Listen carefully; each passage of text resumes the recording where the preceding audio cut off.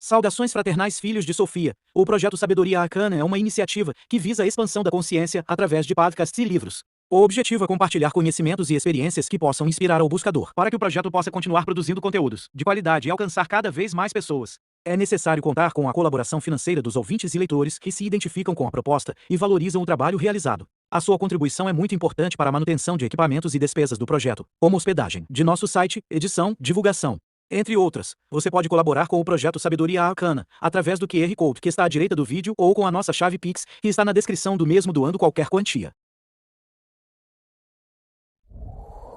O selo Sabedoria Arcana tem a honra de apresentar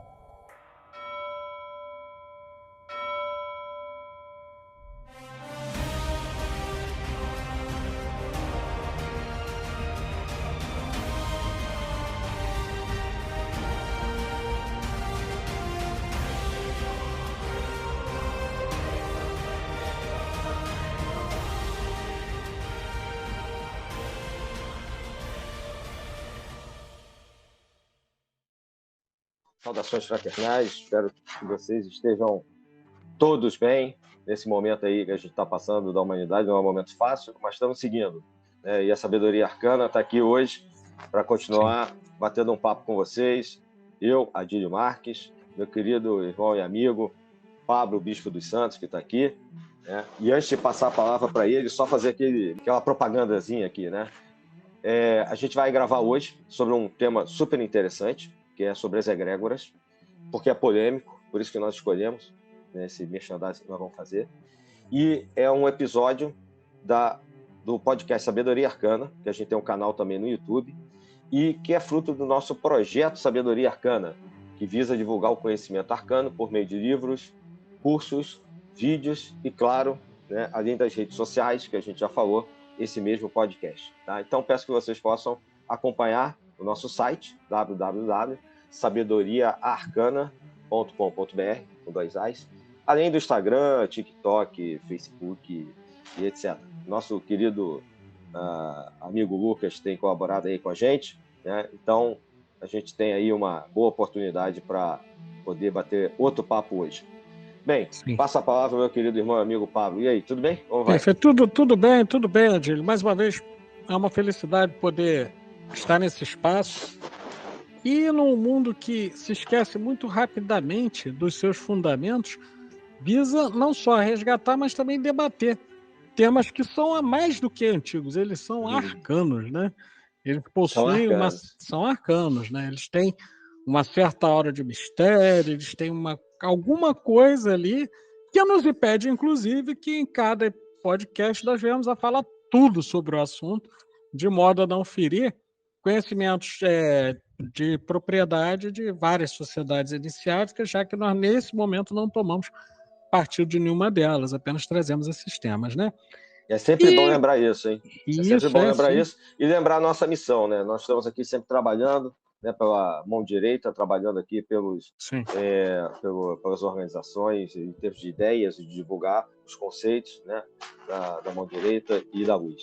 Então, espero que com isso a gente consiga levar conhecimento e troca de ideias para todos. Perfeitamente. Mas é isso. Então, nosso tema já está na mesa.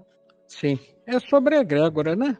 E eu queria começar falando uma coisa que tem a ver com a própria etimologia da palavra, né? Que vem de egradium. Né? Egradium no sentido de coletivamente respeitável. Lá do antigo latim. Então, antigamente, até os mais antigos, né, da geração dos nossos avós, iam se referir a alguém, diziam, o egrégio, o senhor, não sei o quê, e etc., no sentido de uma excelência.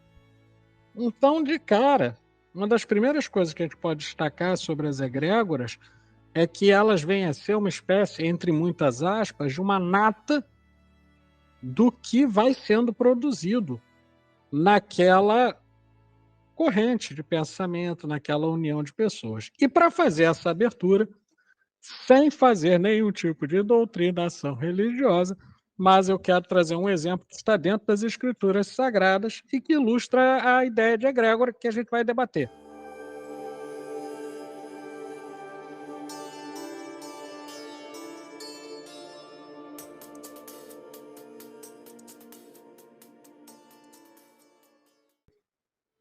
quando, na narrativa da ressurreição do Cristo, e ele aparece entre os seus discípulos, ele vai e diz que quando 2 ou 3 estiverem reunidos em meu nome, aí também estarei. Eis a ideia-chave da egrégora, né? A ideia que abre que... Essa é a definição mais simples e mais correta. Sim. Né? E nesse sentido, a gente pode começar, não terminar, mas a gente pode começar essa conversa falando muito simplesmente que qualquer que seja uma egrégora, ela se compõe da união de algumas mentes em torno de uma ideia central, em torno de objetivos centrais. Via de regra, místico-espirituais. Via de regra, mas não somente. Mas via de regra, místico-espirituais. Né? Eu queria fazer umas colocações aqui. Perfeito. Um dos motivos que, quando você propôs esse tema, eu achei interessante, porque é uma provocação, mas na verdade é uma provocação respeitosa aos dignos palestrantes, principalmente de alguns ritos da maçonaria, alguns historiadores da maçonaria, por exemplo, que gostam muito de dizer que não existe espiritualidade na maçonaria, não existe espiritualidade como um todo, e etc. E aí, como exemplo, eles costumam colocar o seguinte: a palavra egrégora. A palavra egrégora ela não existe em lugar nenhum. Isso é uma invenção. Aí uns dizem que é da Blavatsky, que é um erro. Outros falam acertadamente que foi o Eliphas Levi que criou. Realmente. Popularizou bastante. Ele criou um neologismo, né, esse termo egrégora, que é uma reunião, como você já colocou, né, de algumas ideias. E realmente essa história a gente vê na internet, em vários trabalhos que o pessoal fica repetindo em livros, etc., em trabalhos de organizações iniciáticas. Vem do termo egregorium, que quer dizer coletividade. Esse termo em grego não existe. Eu fui procurar em dicionários de grego. Não existe a palavra egregore em grego, egregorium, não existe. Ele criou o Eliphas Levi para ter uma palavra que simbolizasse o que você está dizendo. Não só trouxesse essa ideia de algo que tem um refinamento, né, que tem de uma certa coisa de ser distinto, ilustre, tal como você colocou, né, que algumas pessoas não aceitam, outras sim. Né? Outras colocam que tem a ver com um gregário, uma palavra gregário do latim, né, que para alguns é como se fosse, vem de grei, né, quer dizer, rebanho, congregação, sociedade, conjunto de pessoas e tal, que lembra um pouco a eclésia, né, até a palavra eclésia.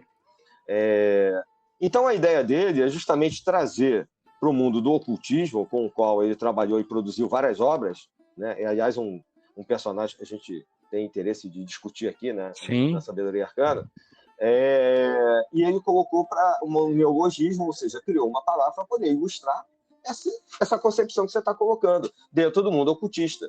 Então, o fato da palavra não existir antes dele ter criado, ou de ser uma criação dele, não invalida que a egrégora exista, seja com esse nome, ou seja, quando 2 ou 3 estão reunidos no meu nome, ou quando ou se diga que existe uma força astral, ou se diga... não importa como você vai nominar, né? Vai chamar de alma coletiva, princípio de vida. Existem vários sinônimos para isso que a gente vai discutir hoje. Então, eu queria só colocar isso, porque é muito comum, e eu lamento até que alguns palestrantes insistam sem estudar, né, sem vir a estudar a origem da própria palavra, não no sentido de dicionário, mas no sentido de como ela nasceu historicamente, né, não só necessariamente no mundo maçônico, mas também no mundo que cercava essa maçonaria, em especial na França. Que é o mundo mágico. E tem um autor que não tem nada a ver, ao menos aparentemente, com o misticismo, que ele vai lançar a mão de uma noção como essa, mas para explicar o funcionamento da sociedade. E, pasme, né? O livro dele, se você ler o título, você vai pensar que também não tem absolutamente nada a ver com o tema, que é A Vida Secreta das Abelhas. Aí você pensa, mas que é isso? Por quê? Eu estou falando do Maurice Maeterlinck. Maurice Maeterlinck foi um sociólogo francês importante e que, ao observar o comportamento animal, ele começou a perceber quando ele ia observar formigas, abelhas, etc. Mas para ele as abelhas eram mais organizadas, né? E quando você juntava um número X de abelhas, elas começavam a se diferenciar nas suas funções e começava a construir lá a colmeia.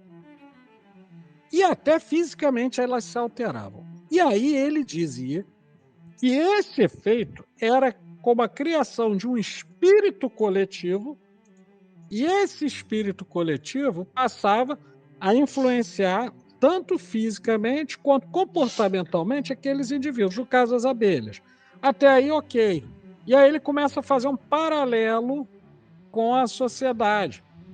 E aí ele vai dizendo que à medida que os agrupamentos humanos vão se juntando e se diferenciando, vai também sendo construída uma espécie de espírito coletivo, que essa é a denominação que ele utiliza, que vai, de certo modo, influenciando a cultura e etc.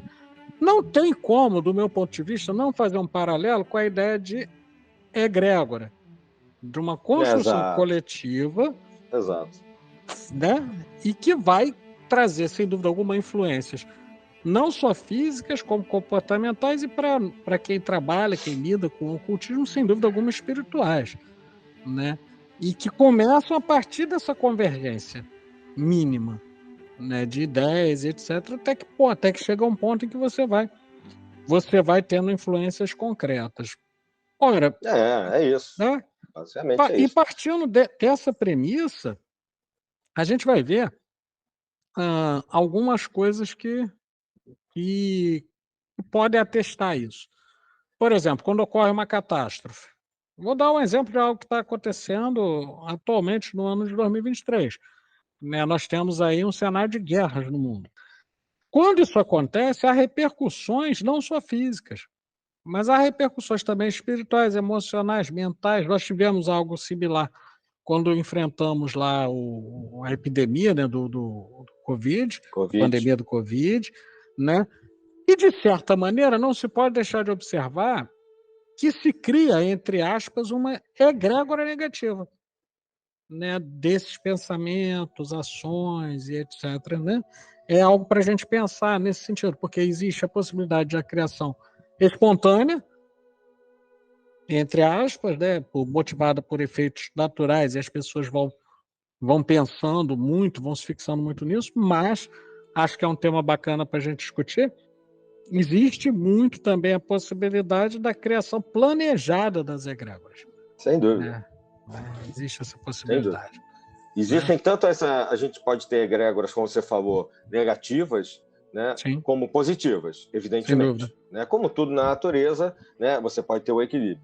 E como você disse, isso pode ser não intencional, pode ser gerado por uma comoção, né, de um grupo muito grande, ou razoavelmente grande, ou gigantesco, pode ser uma nação inteira, né, de pessoas, como também pode ser criada uma egrégora a partir de um grupo de ocultistas ou de pessoas que saibam como pegar as energias psíquicas, né, e criar a partir ou de determinados arquétipos, né, como o Jung colocava, ou a partir de qualquer símbolo mesmo, e não necessariamente arquétipos universais, criar esse campo de força. Existe até uma diferenciação que a gente pode colocar entre campo de força e egrégora, mas nesse momento eu vou usar como se fosse sinônimo.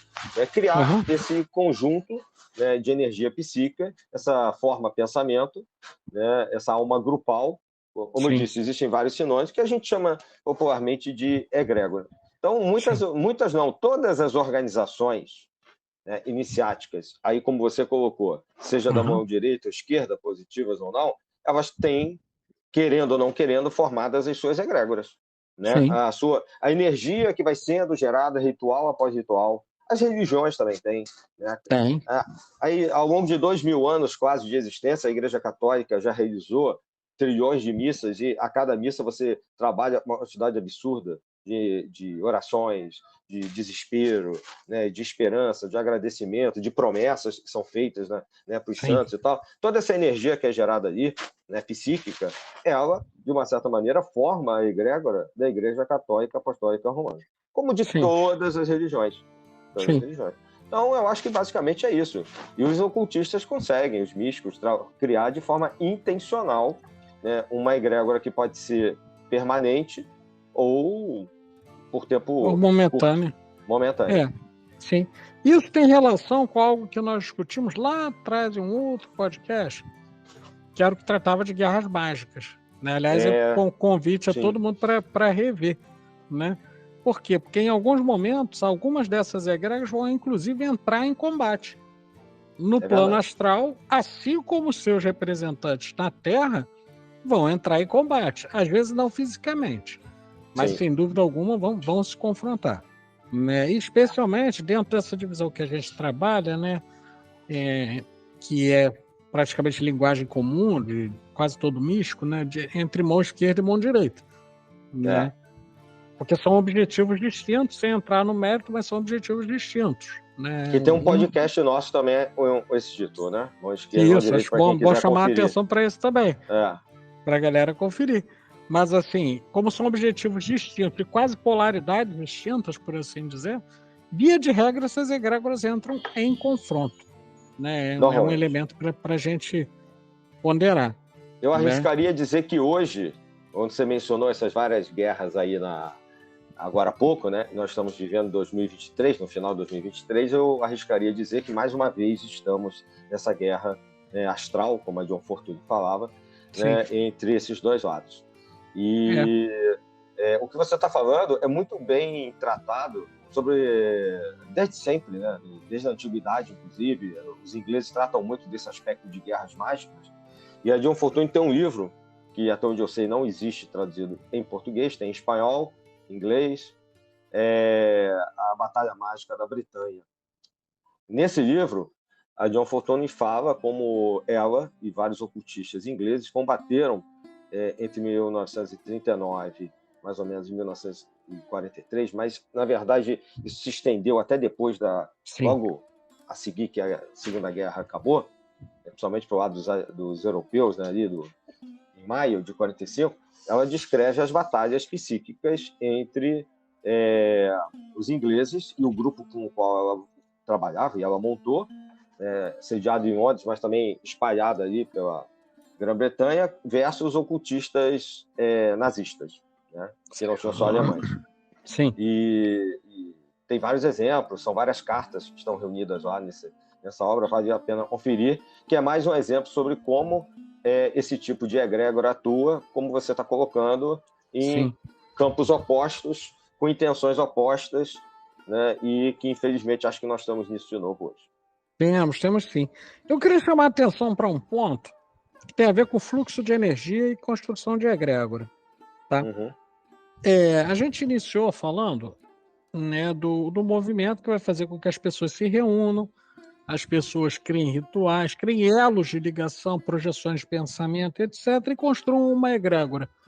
Mas existe também, e isso é largamente utilizado por boa parte dos magos, por assim dizer, né?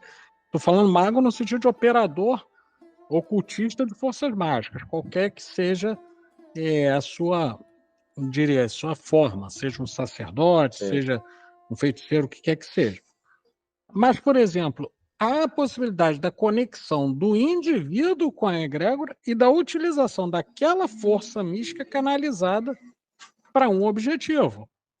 Eu vou pegar um exemplo, tá?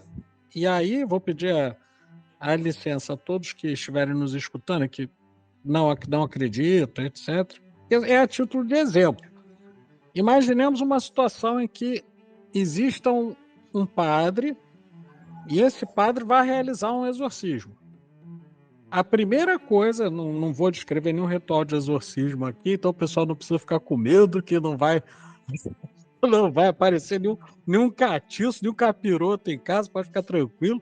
Mas assim, o sujeito está lá diante da necessidade de banir um espírito trevoso. Ele sozinho não faria. E aí, qual a primeira coisa que ele faz? Ele usa uma série de evocações e invocações daquela egrégora para poder utilizar aquela força mágica e banir aquele espírito, por exemplo. Dando um exemplo. Outro exemplo, que poderia ser dado, mas aí dentro do meio ocultista, seria quando o operador, através de determinados rituais, por exemplo, se vincula a uma determinada egrégora visando a obter cura, prosperidade, etc. Ele está realizando um movimento inverso, né? E, ao mesmo tempo, retroalimentando aquela egrégora. Porque quando ele traz para o mundo concreto esses elementos que estavam lá em nível potencial no plano astral, ele cria aqui mais conexões com essa egrégora, né? Então, é importante destacar também essa possibilidade e essa vinculação mesmo da egrégora com aquilo que a gente vai chamar de magia. Exato. Isso vai explicar, por exemplo, ou pelo menos vai ajudar a explicar por que alguns indivíduos aparentemente desprovidos de grandes capacidades mágicas ou de uma inteligência muito aguda, etc., às vezes conseguem efeitos que são absolutamente surpreendentes. Tem gente que vai ver como milagre, às vezes. Sim. Né? Devido a essa influência, né? Porque você pode trabalhar, né, com essas egrégoras, como a gente está falando antes, desde que você ou a tenha criado ou saiba como, né? Saiba Sim. como interagir, né, com ela. Você estava de novo, né, até porque é a autora Sim. que eu gosto mais, né, já cansei de dizer Correto. isso. Fizemos também um podcast sobre a John Fortune, né, para quem quiser. Nós temos Aliás, podcast sobre vale muito a pena ver. todos os livros dela, né, todo o material dela vale a pena. E ela cita um caso que ela ajudou uma pessoa, né, e isso foi antes da Segunda Guerra. Ela morre mais ou menos, né, a guerra acaba no meio de 45, ela morre em janeiro de 1946 de leucemia, né, e os discípulos dela, inclusive, acham que é o efeito dessa guerra, dessa batalha astral que a gente mencionou antes. Sim. Então, no livro Autodefesa Psíquica, que esse tem em português, editora Pensamento, ela cita o caso de uma pessoa que ela ajudou, que estava em cadeira de roda, estava mal, e quando ela foi fazer uma projeção astral, ela viu que essa pessoa estava vinculada a um mosteiro da mão esquerda, um mosteiro negro lá do Extremo Oriente, se não me engano era o Tibete. Ela consegue cortar o vínculo dessa pessoa que está doente com esse mosteiro no Tibete, que é um vínculo que vinha de outra vida, né, de outra encarnação. Sim. E a pessoa vai melhorando e consegue se recuperar do problema que a medicina não resolvia. Mas ela dá um aviso para a pessoa, né, que é o seguinte: você, nesta encarnação, não deve se envolver mais com assuntos, né, de ocultismo, misticismo, etc., para que você não retome os vínculos desse seu passado. Sim. Você tem que deixar que eles se desfaçam por muito tempo. Bom, passou-se um tempo, a mulher não resistiu à tentação, voltou a trabalhar com esse tipo de coisa e voltou para a cadeira de rodas, voltou a ficar doente, e aí ela não interviu mais no karma da pessoa, né? Então, isso é um exemplo, né, de como isso que você está falando acontece não só em relação à vida atual, mas até pode se refletir por várias vidas, essa conexão com essas egrégoras que, como já foi colocado aqui, pode ser de um lado ou pode ser do outro, né? Isso, dependendo das escolhas que a gente fez, né, às vezes se resolve numa vida, às vezes se resolve mais de uma vida. Isso é uma situação. Sim, e inclusive é bom você tocar nesse ponto, porque as egrégoras elas vão existir num espaço-tempo diferente do nosso. Está bem diferente do nosso. Então, elas tendem, em relação ao que a gente tem aqui na Terra, a ser duráveis. Elas tendem a durar mais do que a vida de um homem. Sim. Via de regra, quando você está... Quanto mais organizado, quanto mais pessoas e mais, como vou dizer, mais convictas as pessoas que estão alimentando e seguindo, né, esse processo de cultivo da egrégora, ela vai se perpetuando ao longo do tempo. Existem algumas, Adílio, que tem aí que eu sei 7 mil anos. São milenários, né? Tem aí 7 mil anos, até mais. Mas o que acontece? Os costumes vão mudando, né? A cultura vai mudando e o modo de se relacionar com elas vai mudando. Em alguns casos, a egrégora continua e as pessoas perderam a conexão, porque se tornaram já tão diferentes, né, que certas coisas já não tem mais conexão com as suas atitudes, com o que seria o elemento de culto, etc., né? Exatamente. Às vezes só retoma isso quando pessoas reencarnam, que já estiveram conectadas com essas tradições no passado, elas reencarnam e, obviamente, por trazer essa bagagem, elas voltam a trabalhar com aquilo e reativam a egrégora. Isso pode acontecer.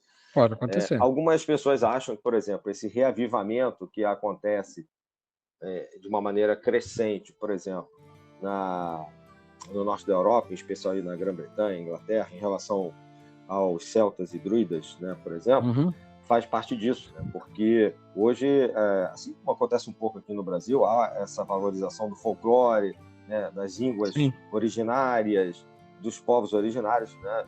Então, isso, para muitos ocultistas, seria uma forma de pessoas que estão trazendo de novo, né, uma bagagem com uma tradição de uma egrégora que não estava muito ativa, muitas das vezes, e acabam, ao reencarnar, reativando essa egrégora, né? E é o que algumas tradições falam de ciclos, né? Existem ciclos também da egrégora, ciclos de 108 anos, por exemplo, né? Por exemplo. De ativação e desativação, ativação e desativação, né? E por motivos os mais variados, né? São colocados às vezes pelos chefes de egrégora que existem. Exatamente. São os mestres daquela egrégora. Não são as pessoas que criam, né? Se a coisa for bem feita, não são seres humanos que estão, como você disse, né, reunidos em meu nome, que são os que mandam, até porque elas vão fazer a transição, vão falecer, e aí, quem manda? Né? Claro. Então, chefes cósmicos, né, mestres espirituais, são os cabeças de egrégora, são aqueles que estão à frente, e existem vários nomes, várias egrégoras que são conhecidas, né, com mestres famosos, né? A gente sabe, no caso da morte, por exemplo, o Manuel Rosa Cruz trata lá, né, do Elmore, do Rumi, por exemplo. Né? E por aí vai. Na verdade, em relação ao cristianismo, né? Pois é. E assim como a gente vai ver isso, né? E a gente vai ter dentro das próprias egrégoras uma organização que vai envolver ao mesmo tempo, né, uma distribuição hierárquica, digamos assim, né? Você tem lá os servidores, né? Servidores não no sentido eu diria, da magia de invocação. Servidores no sentido dos que estão ali a serviço, né? Como você vai ter nos dirigentes. Isso é um ponto. E um outro ponto que eu gostaria de colocar é o seguinte. Da mesma forma que qualquer sociedade iniciática e qualquer religião vai ter, por exemplo, seus paramentos, né, seu modo distinto ali, seus códigos comportamentais, as egrégoras também. Então, elas possuem formas específicas. E até mesmo quando se vai ao plano astral e você vai se comunicar com um desses locais das egrégoras, se você é alguém de dentro, você vai ter uma visualização específica, tá? E vai ver o que está ali. Vou dar um exemplo que é comum. Ou vai receber uma mensagem. Ou vai receber uma mensagem. O que eu vou dizer não revela nada sigiloso, porque isso está em domínio público, né? Por exemplo, a Amor tem o Sanctum Celestial. Ponto. Eu não falo mais. Tem uma forma específica de modelo, né, de recepção das pessoas na egrégora. Exatamente. No plano espiritual. Ponto. Existem outros. Existem outros. Existem organizações druídicas que construíram nesse outro plano clareiras, imitando clareiras na floresta. Né? Existem templos medievais de algumas egrégoras, né? E existem várias. Essas egrégoras, elas podem, e essas imagens, né, ou seja, locais em determinados planos, eles são construídos intencionalmente. Aí volta ao início, né? Sim, aquelas pessoas que estão ali, se elas tiverem conhecimento, elas vão construindo mesmo, parede por parede, altar por altar, né, torre por torre, etc. Verdade. E com a ajuda e autorização, né, de determinadas inteligências do outro lado, e aquilo vai se perpetuar, porque tem um propósito para ela cumprir, né, vamos dizer assim. Então a egrégora vai ter aquela forma. Vai, da mesma maneira, né? E aí, sem entrar em detalhes também, o pessoal da mão esquerda também, né? Faz. Né? Por exemplo, vou citar não vou dar nomes, mas só citando, né? Existe um pessoal que tem lá os locais que os caras ficam dentro de túneis, né? Ficam dentro de túneis. Aquilo é criado intencionalmente para não só gerar um certo estado de espírito, mas também para que, né, eles possam, entre aspas, demarcar território. Né? Demarcar, não, aqui é assim. Né? Isso, inclusive, veja, é uma extrapolação de pensamento minha, tá? Não tem nenhuma fonte, não tem nada. É uma coisa que me levou a pensar quando eu li a Divina Comédia, Dante Alighieri, né? E aí ele vai fazendo toda a epopeia, né? Ele vai passando purgatório, paraíso e o inferno. Quando ele vai passando pelos planos infernais, eu tenho a sensação de que a ele está sendo mostrado 7 espaços, que seriam 7 egrégoras, tá, de malfeitores, né, de espíritos malfeitores, de pessoas com aqueles vícios, e que constituíam no espaço astral aqueles 7 infernos. Né? Então, não me sai da cabeça isso. E acho que ajudaria a ilustrar, se a gente pensasse assim, nos espaços, né? Nos espaços-tempos. Sim, tem sentido. Né? Sim. Eu não me lembro se eram 7 ou 9, né? Mas tem sentido porque ele divide até... são 9, são 9. Né? Ele divide até pela forma com que cada tipo de pecado vai encaixando ali, né? E o que acontece, chuva de fogo, sim, e etc. e tal. De acordo, por que ele está fazendo ali? O pessoal acha hoje, né, numa interpretação rasa, aliás, a maior parte das interpretações hoje são extremamente rasas sobre tudo, né? Pois é. Mas, porque é só uma questão religiosa, ele está sendo preconceituoso com... porque ele tem os corruptos, né, políticos, tem não sei mais o quê. Mas é a cultura dele da época, como ele via, e como ele via que você fazia mau uso daquilo que estava sendo especificado ali. Não é necessariamente uma crítica, né, a determinar porque todo político é corrupto. Não. Né? Aqueles que fazem mau uso da função que eles assumiram. Né? Perfeito. E aí dá para se colocar, porque Dante Alighieri era um iniciado, né? Todo mundo sabe disso. Sim. Ele não era só um escritor, né? E o fundador, praticamente, né? da língua italiana, né? Da cultura italiana ali. Então, ele era um iniciado entre os templários, entre os fiéis do amor, e etc. etc. Então, ele sabia do que estava escrevendo. Ali são símbolos, né? São alegorias que ele vai colocando, né? Da mesma maneira, né, que ele ser guiado, né, pelo Virgílio ou ser guiado pela Beatriz, tem toda uma diferença iniciática por ele estar passando por esses planos. Né? Então, o que ele coloca? A afinidade de pensamento daquelas pessoas que estão no inferno leva elas para lá por afinidade. Sim. Né? As que estão no purgatório, não que necessariamente exista no sentido físico, claro. mas as pessoas estão ali sofrendo, né, física, emocionalmente, psicologicamente, não importa, elas estão com afinidade com aquilo. E assim aquelas que resolveram abraçar a iniciação, que é o amor com A maiúsculo, né? A Beatriz nada mais é do que a busca por essa iniciação maior, e aqueles que abraçarem essa iniciação é que vão chegar a um estado de paraíso, onde você vai estar num estado de calma interior, de paz profunda, de bem-aventurança, o nome que você queira dar. Sem dúvida. Né? Então é uma viagem iniciática. Não é só com certeza. um romance literário medieval, né? Não, é bem mais que isso. É muito mais do que isso. Então vale a busca também aí para quem estiver nos ouvindo. Vale.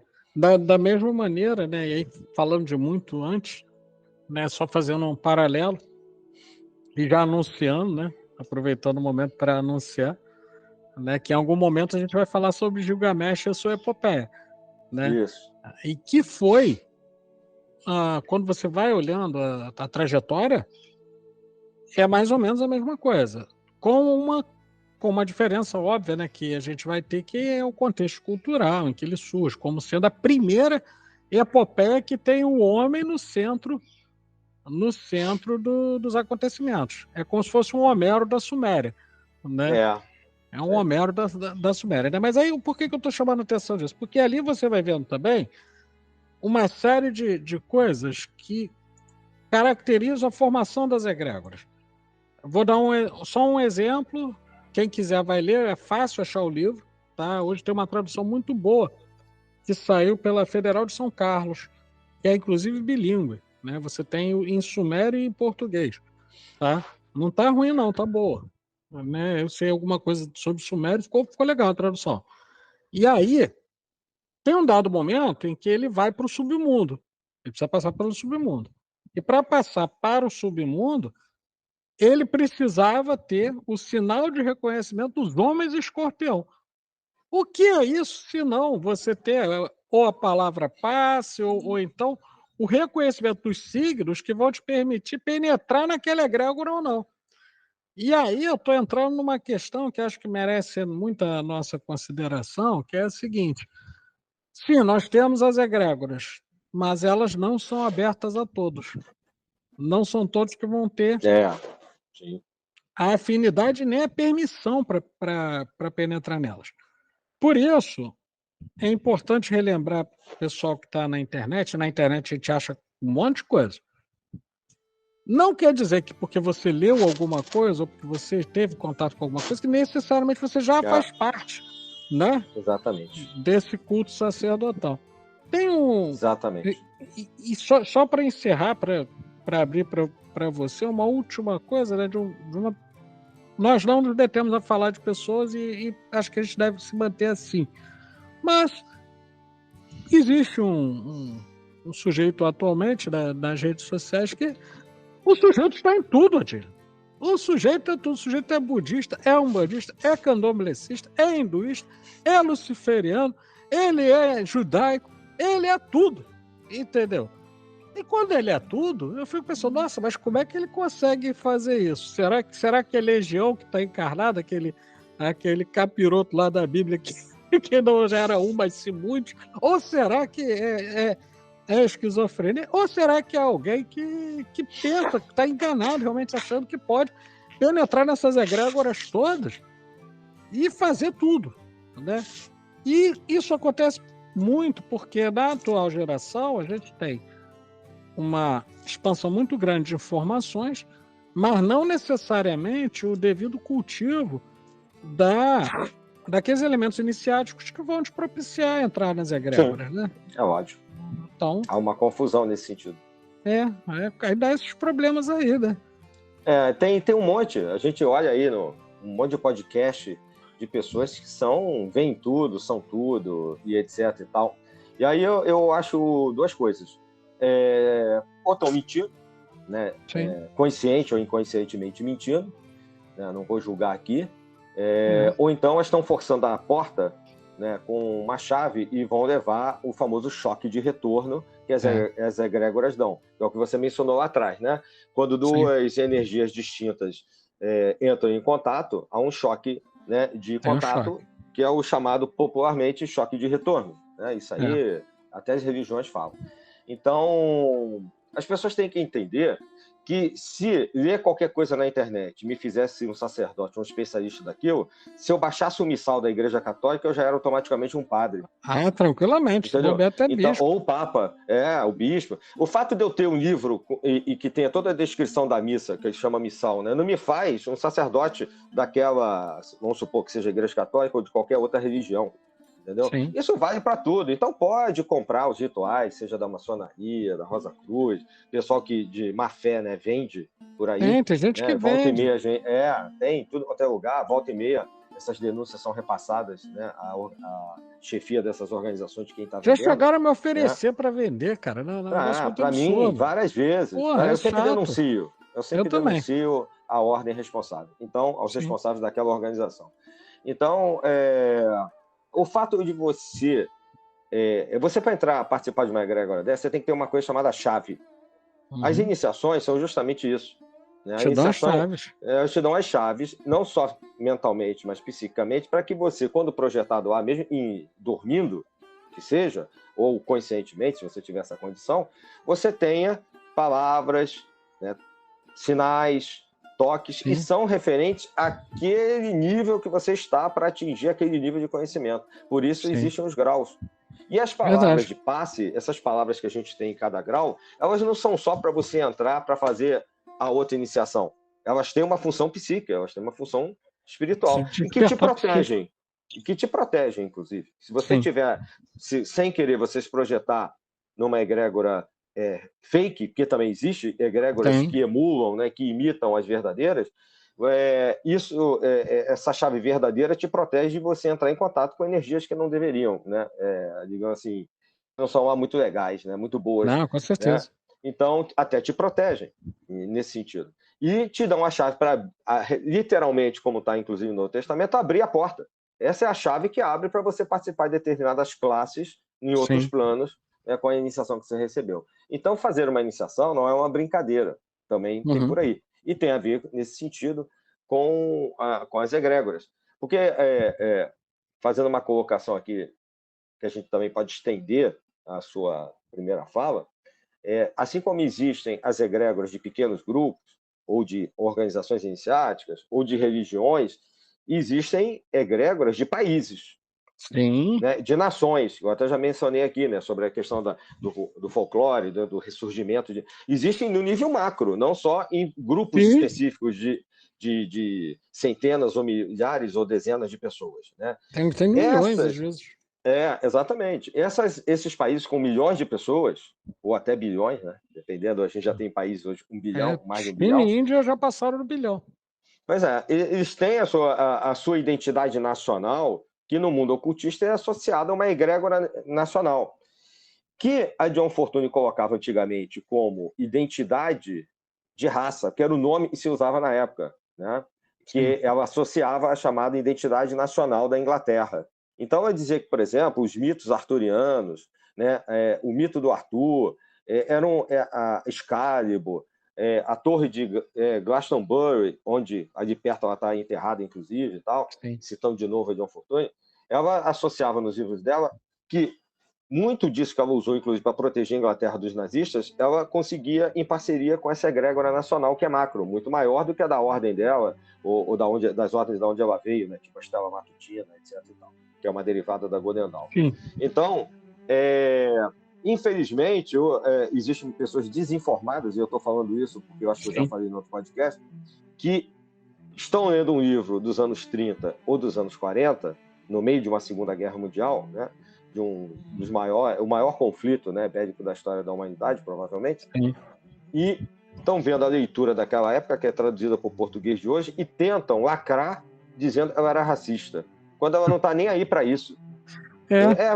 O cara quer lacrar e etc. E tal, né? E vale qualquer coisa, né? Vale qualquer coisa para ganhar espaço, mídia, né? Dar palestra, não sei o quê, aparecer em podcast. Não tem nada a ver, ela está falando de egrégora. Ela nem cita, ela era uma psicóloga, ela está trabalhando com a egrégora nacional. E ela sabe, por exemplo, a da Alemanha não era a mesma da Inglaterra, não era a mesma de Portugal, que não era a mesma da Espanha.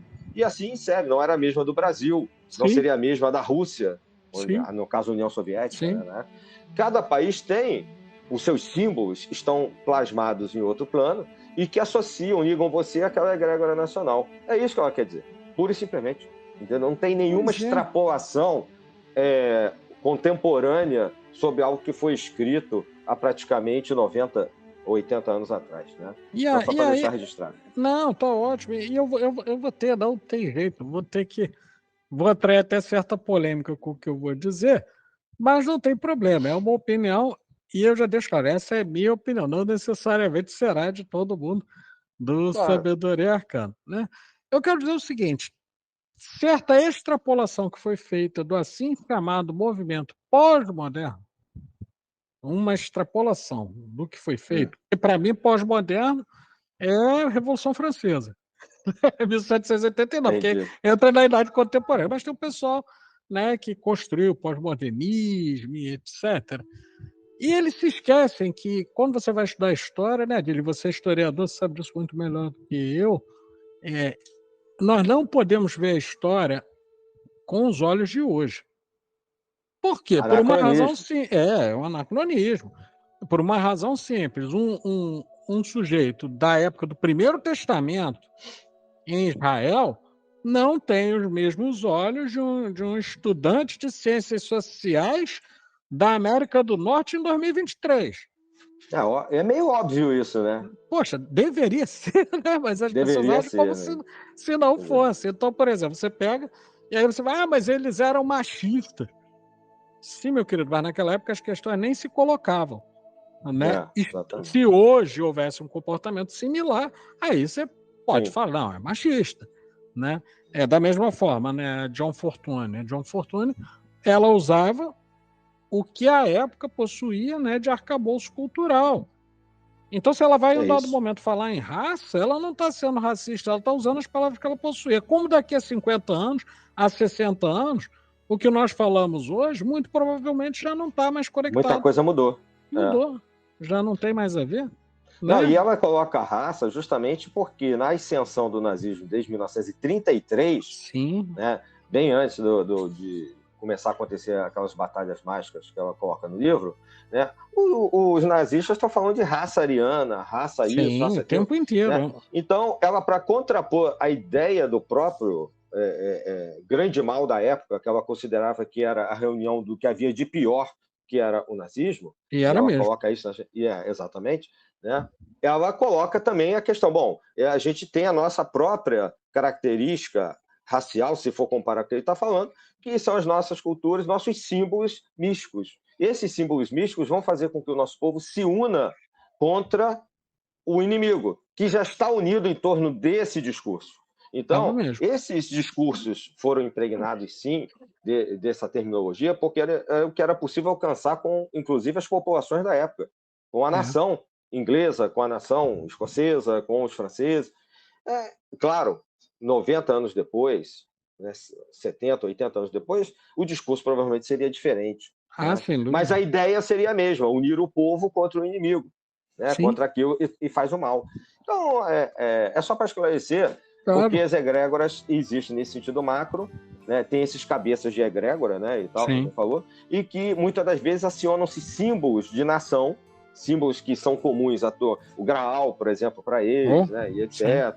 Né, o símbolo da cruz, os templários, né, acontece muito em Portugal, a Ordem de Cristo, coisas que, de uma certa maneira, trazem de novo, baixam essa egrégora para proteger aquele país.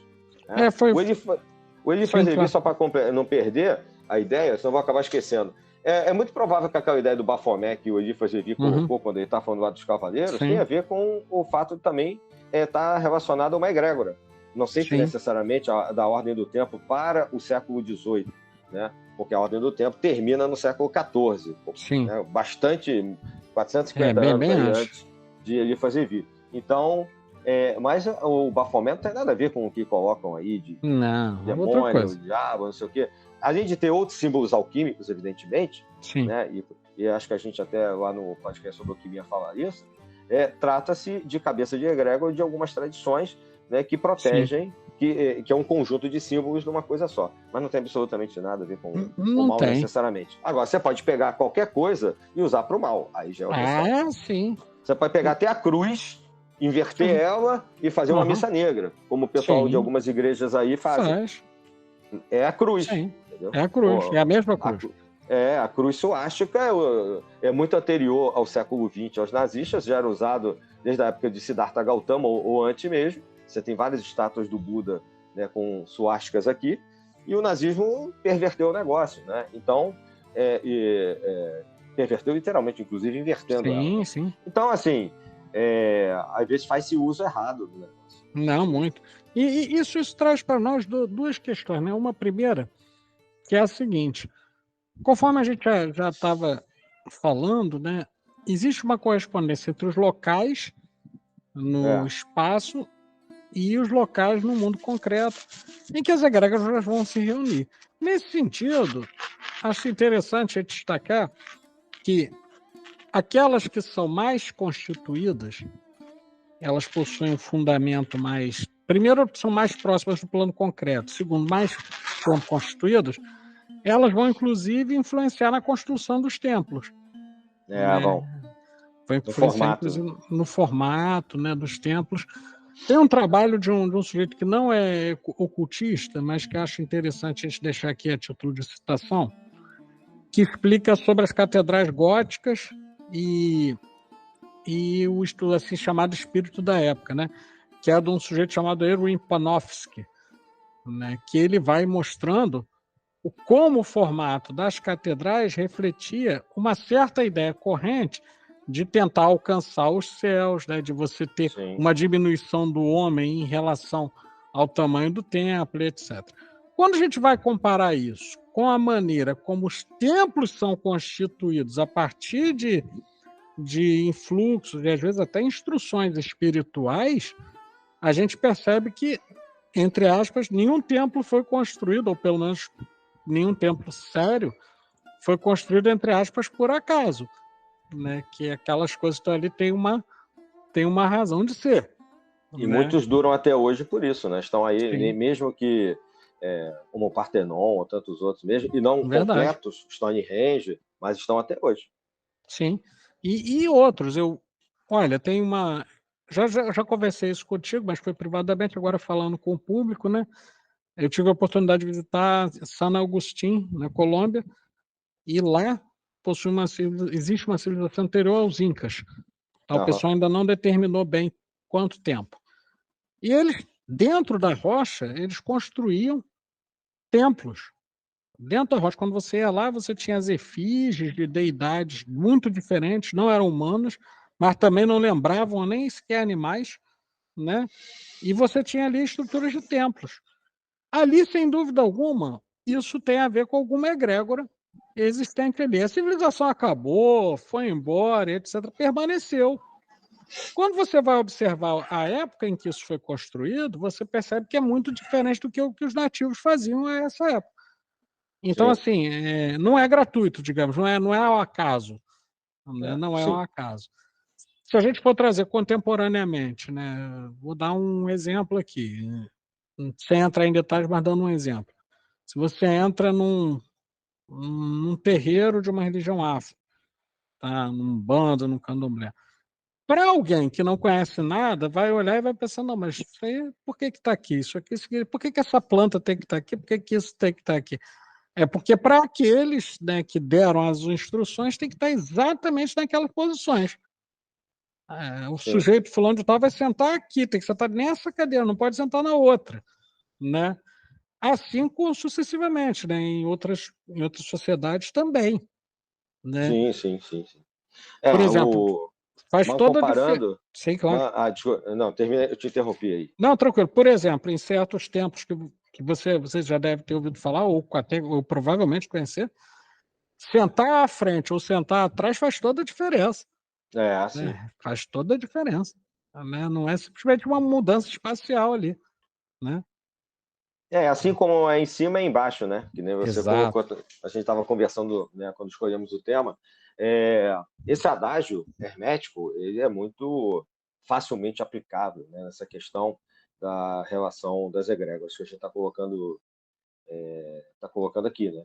Então, era isso que eu ia mencionar. Existe uma relação, né, de posição, e eu me lembrei, quando você estava falando, pode ser uma extrapolação da minha parte, né, mas pelo que eu já li, inclusive dentro da doutrina espírita, as várias colônias espirituais que existem em cima de várias outras cidades e localidades do mundo e do Brasil, me lembra um pouco isso que você está falando. Né? Pode ser uma extrapolação minha, mas foram construídas num determinado plano, foram literalmente construídas e os espíritos são recebidos lá, né, para tratamentos e recuperação, né, um intermédio entre encarnações e etc. E ficam normalmente associadas a determinados lugares que existem aqui no nosso plano. Em cima do Brasil, o próprio espiritismo mapeia, né, várias colônias, né, Nosso Lar, por exemplo, que talvez seja aí a mais famosa nas obras do André Luiz. Sim. E assim existem, né, em outros lugares. Não só como sistema de proteção que a John Fortune coloca nos vários livros dela, né, mas até com trabalhos específicos de manutenção de religiões e trabalhos espirituais, né, ou da própria nação, do funcionamento de uma nação, até de recuperação de saúde. Né? Sim. E aí existe uma espécie de efeito de egrégora, né? Que é como um efeito de campo de força. Né? Quanto mais próximo você está, mais aquele influxo atua sobre você. Por um lado, isso faz com que algumas pessoas sejam identificadas por outros sem sequer recorrerem a sinais de identificação ou coisa assim. Você olha e você já... Afinidade, né? Afinidade. Porque tudo é vibração, tudo é vibração, frequência, energia. né? É física, né? Então, Sim. nesse plano.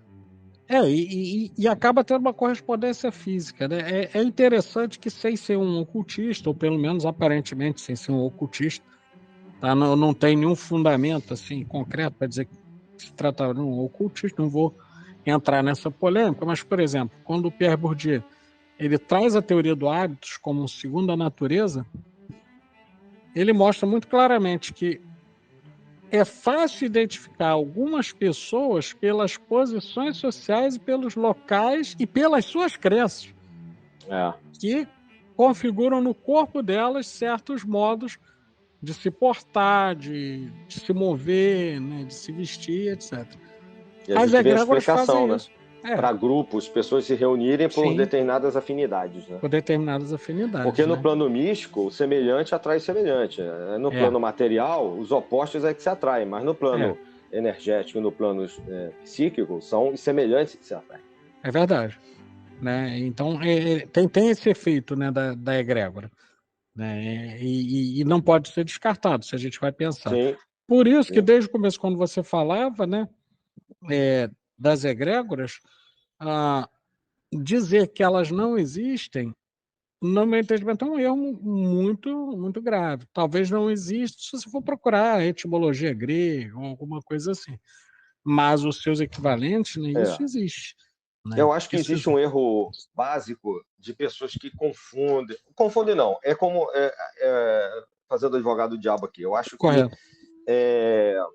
algumas tradições, isso acontece, por exemplo, em alguns ritos maçônicos, são interpretadas de uma determinada maneira.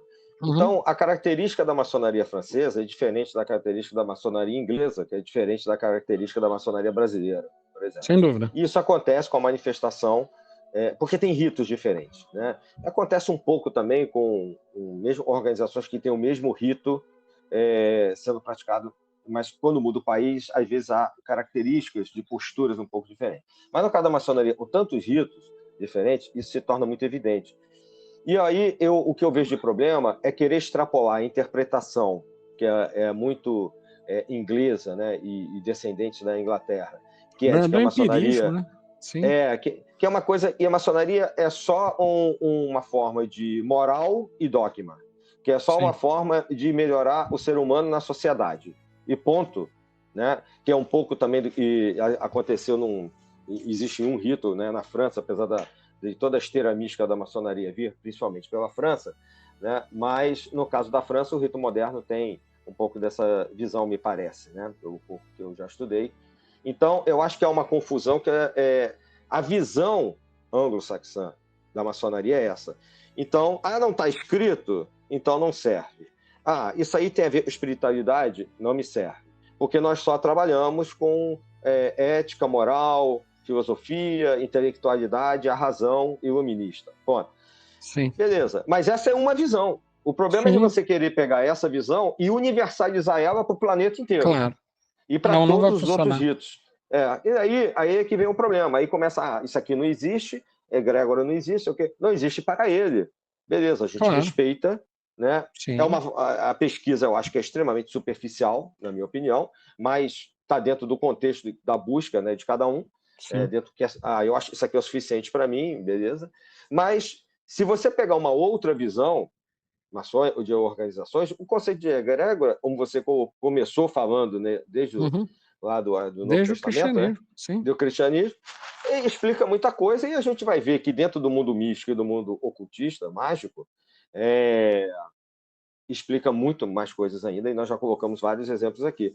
Então, eu acho que tem que se ter a liberdade de cada um adotar aquilo que acha que se adequa melhor à sua visão de mundo, à sua visão mística religiosa ou de prática filosófica, né? Porque a maçonaria nem é religião, né? Então, só prática filosófica. Eu respeito, mas eu discordo, porque eu acho que é muito superficial a pesquisa. Muito. E um elemento que acho que é importante a gente pensar, e que tem a ver também com a ideia de egrégora, é a ligação com os antepassados e ancestrais. Sim. Né? No caso de famílias? No caso de famílias. Sim, né? sim. Porque, assim, já desde muito tempo, essa ideia de cultuar os ancestrais, lembrar os ancestrais, da influência que esses ancestrais têm sobre nós, constitui também uma ligação que acaba compondo uma certa egrégora familiar. Né? Uma egrégora familiar, sim. Uma egrégora familiar. Então, muitas vezes, essa vinculação com os ancestrais se dá também por esse efeito, né? Da composição de um espaço no plano astral, tá? Das lembranças, das vivências, da energia que está ali, das formas de pensamento que vão circular dentro daquele espaço e que acabam por condicionar, não digo determinar, mas por condicionar, de certa maneira, aquelas pessoas que hoje estão vivas, sim, que hoje estão aqui, né? É interessante, por exemplo, quando você tem, não sei se já aconteceu contigo, mas de alguém chegar e dizer, poxa, você parece muito seu bisavô, por exemplo, né? E aí, quer dizer, não só, obviamente, pelo DNA, mas por conta de uma certa ligação energética, né, que perdura e persiste. Para os orientais, isso é ainda mais forte, de maneira que eles organizam todo um culto aos antepassados, né, em várias culturas, né? Você pensar os japoneses... Até o México mesmo. México. Eu estive recentemente em outro país, né, o pessoal lá com o Dia de los Muertos sim. Tem eles fazem uma força festa. enorme. Tem oferece comida, né? Oferece comida, as pessoas se vestem com rosto de caveira, etc. Né? E sim, isso acaba compondo uma egrégora. Né? Sim, sim. Tanto que os romanos, eles tinham uma coisa chamada gênio familiar. Isso. Que eles pegavam essa palavra gênio, que muitas das vezes, individualmente, o pessoal confundiu na cultura greco-romana com daimon. Né, lá do outra coisa. Tal, que é outra coisa. Mas, sendo no sentido familiar, ele talvez dê para aproximar, mas eles chamavam de gênio, gênio local. Então tinha um culto perto da lareira, tinha normalmente um culto ao gênio da casa, ou seja, né, aquele protetor, aquele conjunto de antepassados, né, e mantinha aquela família reunida. Sim. E eles extrapolaram isso para outras esferas. Então, por exemplo, quando tinha uma cidade, a pedra fundamental da cidade era feito um ritual em cima, onde eles gravavam gênio municipal. Sim. Que é daí que vem a palavra município que a gente usa. Uhum. Então, tinha aquele Deus, né, aquela energia que era a reunião do município, né, que era como se fosse uma deidade que era alimentada pelas pessoas do município, tinha de dentro de casa, né, tinha do exército, né, e assim sucessivamente. Dessas fontes que você está colocando, a gente está discutindo aqui, que o Eliphas Levi pega a ideia para criar a questão de um neologismo egrégora. Sim, né? que vai abarcar essas variações todas. Exatamente. Porque para ele é muito mais simples, como ele precisava explicar muitos conceitos de magia, prática de ocultismo, aí já não é necessariamente misticismo. Olha que ele era católico, né? Católico praticante. Ele, até onde eu sei, né? Ele criou uma palavra e facilitou a escrita dele, e que amarrava vários conceitos que ele simplificava a ideia dos conceitos que ele queria passar. Então, quando você cria uma palavra, a proposta de você ter uma palavra nova é facilitar o entendimento daquele conceito, daquela palavra, porque por trás dela provavelmente tem muitas informações. Então, uma palavra simboliza muita coisa, e aí é que gera confusão daqueles que acham que tem que estar no dicionário, tem que estar escrito em algum lugar. Não, foi o Eliphas Levi. Uma outra coisa, uma vez eu falei numa loja, quando me criticaram numa palestra por eu ter falado a palavra egrégora, eu falei, tudo bem, você está falando que a pessoa criou a palavra. Qual é a palavra que não foi criada? De todas que nós estamos falando aqui. Aí complicou. De toda a minha frase, todas as minhas palavras até agora, todas as suas frases para me fazer a pergunta, quais substantivos não foram em algum momento associados a uma ideia? Desde o nascimento do latim, nós que temos lá, né, somos a última flor do lácio, não sei o quê. Isso. E também herdamos palavras que vêm do francês, que vêm do árabe e tal. Sim, palavras africanas. Africanos, né, indígenas. Se você for partir por aí, tem que ter um começo. Se o século XVIII não serve como começo, né? E por exemplo, internet. Internet também foi criada agora. Sim. Fake news, né? E-mail, Ué, Sim. entendeu? Então, assim, criar palavras faz parte da evolução da linguagem, Claro. de qualquer nação, de O qualquer que não povo. faz desaparecer o conceito que elas expressam. É Isso totalmente não diferente. invalida o conceito, exatamente. De forma nenhuma. Foi o que Né? eu respondi lá. Não, pois é. E, inclusive, quando você falava da questão, né, dos espíritos familiares, etc., a própria palavra lareira, né, vem daí, porque era do local em que se cultuava a chama do lar. Do ar. Ficava acesa a chama do lar, né, Isso. daquela casa que se cultuava o espírito familiar que estava ali. E, por exemplo, isso vai dar origem mais adiante, né, só para a gente ver como é importante a relação desse tema com um monte de elementos místicos que perduraram. Geralmente, a filha virgem, né, ou a caçula, né, daquela família, que ainda não havia se casado, era responsável por manter a chama do lar, né, manter aquela chama do lar. Qualquer semelhança com o culto de Vesta ou as Vestais Os não é mera vestais, coincidência. Não é exatamente. mera Não, coincidência, lógico que não não. tem nenhuma coincidência. E várias tradições místicas se apoiam nisso.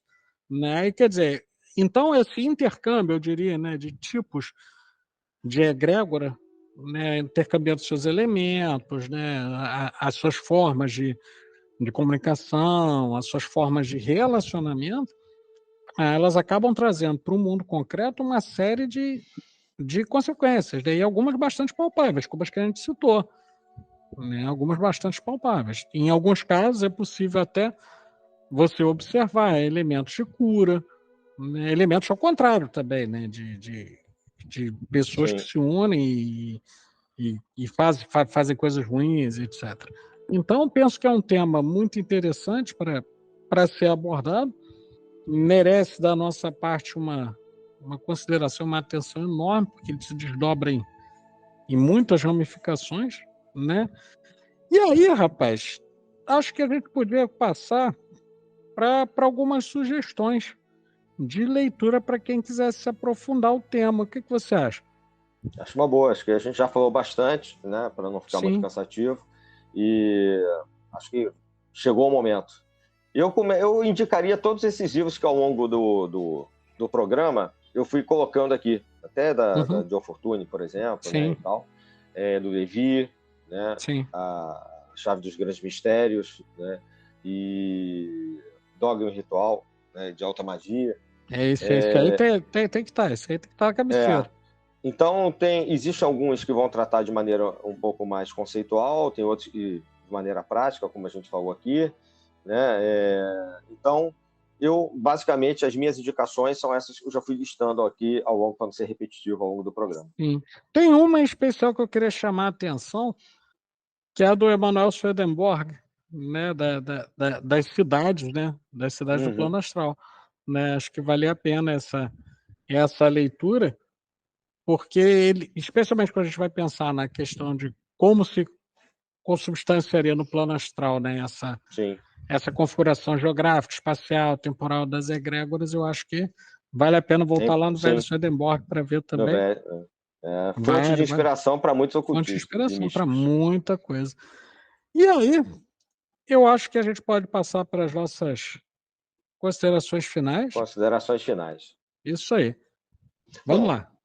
É isso. Bom, eu acho que, mais uma vez, vou repetir o que você já falou, que eu sempre venho falando desde o início da Sabedoria Arcana. A gente não esgota o assunto, a gente está só, normalmente, trazendo pontos de reflexão. Não temos uma representação de nenhuma organização específica, nem estamos combatendo também diretamente nenhuma organização específica. Então, a reflexão para aqueles que nos ouvem. Eu queria deixar um agradecimento, né, e a todos que estão sempre acompanhando, mandando várias mensagens nos nossos posts, né, nas redes sociais, nos nossos podcasts. A gente recebe normalmente vários retornos, né? Não vou dar nomes aqui, porque são muitas pessoas, e não vou lembrar de todo mundo, vou deixar alguém de fora, né? E pontuar que esse é um tema interessante, vasto, muita coisa pode ser ainda aprofundada. A gente deu aqui várias ideias, vários autores, né? E talvez é só uma questão não só de dar devida importância, mas também de prestar atenção quando cada um tiver na sua religião, tiver na sua filosofia, né? No que está acontecendo no ritual, né? Porque os rituais retroalimentam essas egrégoras, o que acontece antes do ritual, o que acontece depois, por que determinadas coisas são dadas em determinadas iniciações, como a gente já mencionou. Então, que fique aí como uma ajuda, né, para que as pessoas prestem sempre atenção, porque, querendo ou não querendo, né, estão, ou talvez acreditando ou não acreditando, talvez seja a palavra, estão aí ligadas a uma determinada egrégora. É isso. Perfeito. Deixo minhas saudações arcanas aí para todos. Perfeito. E completando aqui o que o Adílio vem colocando, eu vou começar pelo fim, né, lembrando a todo mundo para continuar nos seguindo nas nossas redes sociais, no site sabedoriaarcana.com.br, no Sabedoria Arcana, no TikTok, Facebook e YouTube. Lembrando que nós estamos colocando no Instagram, né, que é uma fonte importante também, né? No Instagram ali está aparecendo as chamadas para tudo que está saindo nas redes sociais.